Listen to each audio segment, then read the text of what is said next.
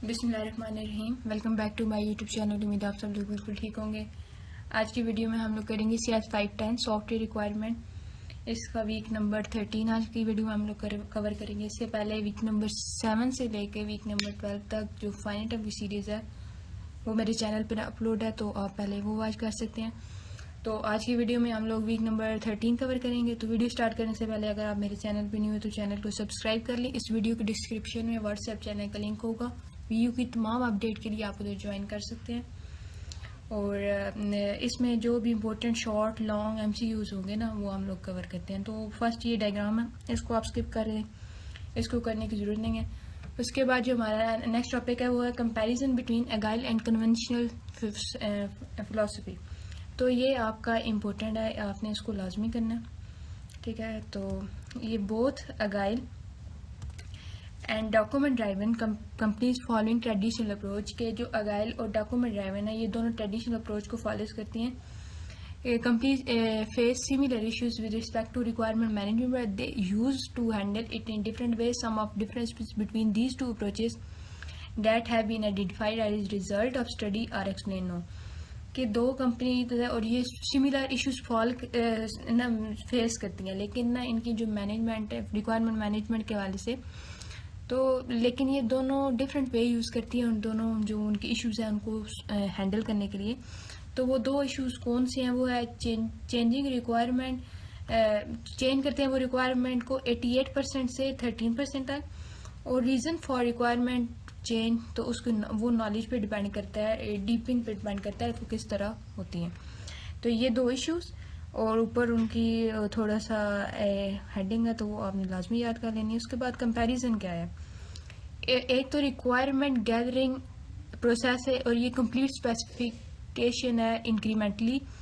उसके बाद mean of communication है, जो डॉक्यूमेंट है ये ऑन साइट कस्टमर है। उसके बाद है कॉन्ट्रैक्ट विद क्लाइंट्स, वो स्ट्रिक्ट भी हो सकते हैं, फ्लेक्सिबल भी हो सकते हैं। उसके बाद एटीट्यूड टू वर्ड चेंज, तो वो डिफिकल्ट टास्क भी हो सकता है और वेलकम टास्क भी हो सकता है। उसके बाद रिलेशनशिप किसके साथ? कस्टमर के साथ, तो वो सेटिस्फैक्ट्री क्लोज भी हो सकता है। तो ये आपने कंपैरिजन भी पढ़ लेना है। हो सकता है याद है, मेरे ख्याल से इम्पोर्टेंट तो नहीं है लेकिन आप एक दफ़े इसको लाजमी पढ़ लें। उसके बाद है फ्रीजिंग द रिक्वायरमेंट। अब रिक्वायरमेंट को हम कैसे फ्रीज कर सकते हैं? Embarrassing requirement change in a guide does not mean that requirement could be change at any state of the software development process. क्योंकि ये नहीं है कि रिक्वायरमेंट एगाइल में ये नहीं है कि आप किसी भी स्टेट पर जाके सॉफ्टवेयर डेवलपमेंट में अपनी रिक्वायरमेंट्स को चेंज कर सकते हो। What it really means is that unlike traditional approach like waterfall model, where you do have the privilege to request requirement change after the start of the development cycle, here in Agile the customer and product owner have an opportunity to add, modify and remove any requirement from the requirement tag. कि ये नहीं है कि आप किसी भी development stage पे आप जाके अपनी रिक्वायरमेंट को चेंज कर सकते हो। इसका मतलब ये है कि जैसे ट्रेडिशनल अप्रोच जो कि वाटरफॉल मॉडल है, यहाँ पर आपके पास प्रिविलेज नहीं होती कि आप रिक्वेस्ट कर सकते हो रिक्वायरमेंट के चेंज के मतलब डेवलपमेंट साइकिल के स्टार्ट होने से पहले। लेकिन अगाइल में ये एक है कि कस्टमर का जो प्रोडक्ट ऑनर होती है ना वो अपॉर्चुनिटी ऐड कर सकता है कि वो मॉडिफाई कर सकता है, रिमूव कर सकता है रिक्वायरमेंट्स को स्टैक के अंदर से। तो ये आपने कर लेना फर्स्ट पैराग्राफ इसका। उसके बाद in fact agile has laid down process in every technique to accept change in an organised way for next iteration instead of forcing them to implement the new requirement in the current release. उसके बाद ये नीचे XP और OpenUP allow करते हैं आपको, ये आपका MCQs है। XP and UP allows expecting change to certain extent during the development iteration but recommends suggesting the requirement for next iteration. XP और OpenUP अलाउ करते हैं कि आप अपनी रिक्वायरमेंट को चेंज कर सको एक सर्टेन एक्सटेंट तक, किसमें आपके डेवलपमेंट में, और ये नेक्स्ट इटरेशन को रिकमेंड भी करते हैं। उसके बाद है रिक्वायरमेंट प्रायोरिटाइजेशन। तो ये डिपेंड करता है nature of guide development life cycle पे। ये स्टेक होल्डर का जो स्टेटस होता है बिगनिंग में उस पर डिपेंड करते हैं। जो आपको फीडबैक मिलता है एक डेवलपमेंट इटरेशन के बाद उस पर guide development framework allow the stakeholder to reprioritise the requirement. उसके बाद इसमें फैक्टर्स होते हैं जैसे कि मार्केट की अनसर्टेनिटी, टेक्निकल प्रोजेक्ट की ड्यूरेशन और प्रोजेक्ट का बजट, और जो डिपेंड करता है रिक्वायरमेंट पे और एनालाइज करता है और रिप्रायोरिटाइज करता है। तो ये आप एक दफ़ा पढ़ लें, इतनी इंपॉर्टेंट नहीं है। उसके बाद है वैल्यू क्या है प्रायोरिटाइजेशन की, कि बहुत सी स्टडी ये कैरीड आउट की गई हैं और ये कि एक ये गुड और साइंटिफिक मेथड है।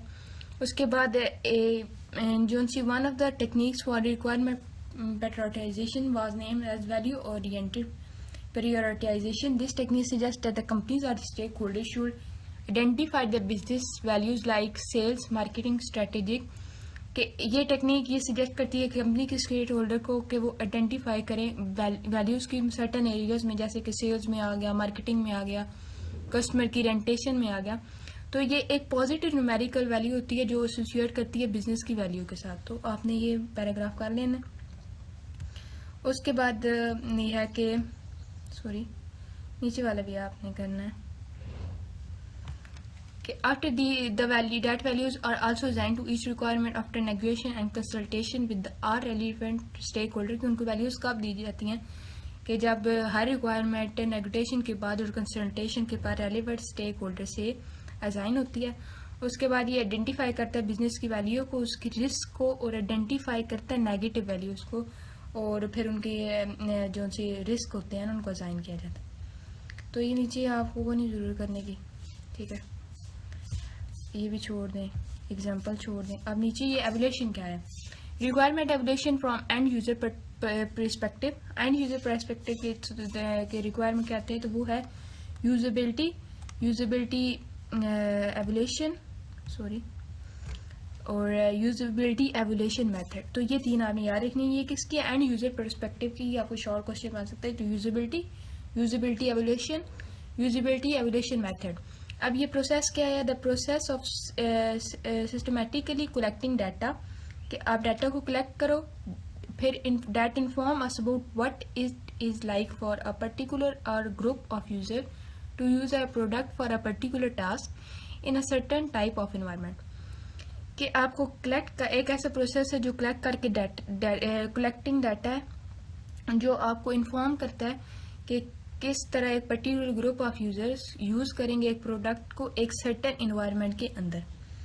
तो ये आपने कर लेना है डेफिनेशन। उसके बाद है why, what, where and when to evaluate, कब, कहाँ और कैसे एवल्यूएट करना है। तो वाई ये भी आपने लाजमी कर लेना है, ठीक है। ये एमसीक्यूज भी आ सकता है, शॉर्ट भी आ सकता है, लॉन्ग भी आ सकता है। ये वाई क्या करता है, to check that user can use a product and that they like it, कि कौन यूजर यूज करेगा प्रोडक्ट को और वो उसको पसंद भी करेगा।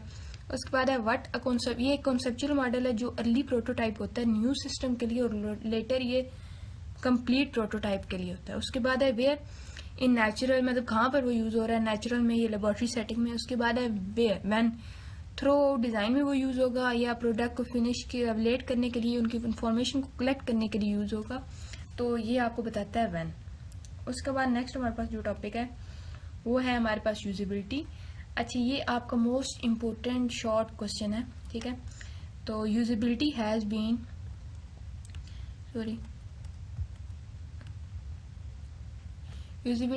Defined by the International Standard Organization ISO, the extent to which the product can be used by a specified user to achieve specific goal, कि किस हद तक आपका प्रोडक्ट एक स्पेसिफाइड यूजर यूज करता है वो गोल जो अचीव कर सके। तो इसमें तीन चीजें हैं, इफेक्टिवनेस, एफिशिएंसी, सेटिस्फिकेशन। तो ये जो तीन हैं नाम, मतलब जो गोल्स हैं आपकी शॉर्ट में आते हैं लिखने के लिए कि यूजिबिलिटी की तीन गोल्स क्या हैं, तो वो इफेक्टिवनेस, एफिशिएंसी और सेटिस्फिकेशन। ये आपका शॉर्ट इंपॉर्टेंट है, आपने इसको लाजमी करना है। उसके बाद नेक्स्ट है usability evaluation, metrics are use to measure usability. ये मोस्ट इंपॉर्टेंट एमसीक्यूज कि कौन मेजर करता है यूजिबिलिटी को, तो मैट्रिक्स यूज करती हैं।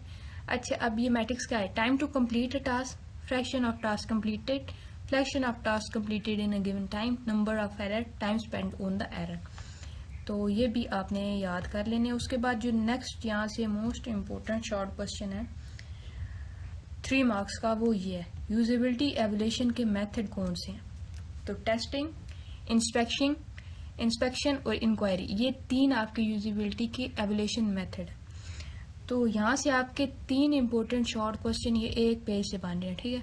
और ये आई थिंक पूरे चैप्टर में यही मोस्ट इम्पोर्टेंट है शॉर्ट क्वेश्चन के वाले से। टेस्टिंग, इंस्पेक्शन और इंक्वायरी, ये 3 मेथड। उसके बाद ये आपका एमसीक्यूज के यूजिबिलिटी किस तरह मेजर होती है, तो मैट्रिक्स के थ्रू होती है, और ये इसके टास्क जो है ये भी आपने कर लेने हैं। उसके बाद ऊपर यूजिबिलिटी के क्या गोल्स है, तो वो इफेक्टिवनेस, एफिशिएंसी, स्टैटिस्टिफिकेशन और यूजिबिलिटी की डेफिनेशन भी। तो यहाँ तक आपका वीक आई थिंक